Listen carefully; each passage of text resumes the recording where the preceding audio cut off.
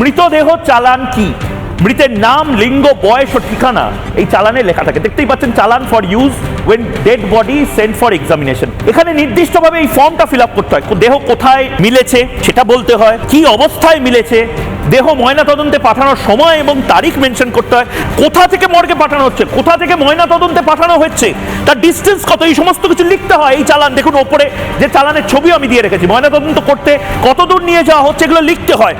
সেই চালান মিসিং, তাহলে চালান ছাড়া কিভাবে ময়নাতদন্ত হলো এবং ডাক্তার কিভাবে দেহ নিয়ে যাওয়া হচ্ছে এটা প্রশ্ন কেন করলো না? কোন পুলিশ কর্মী উপস্থিত ছিল?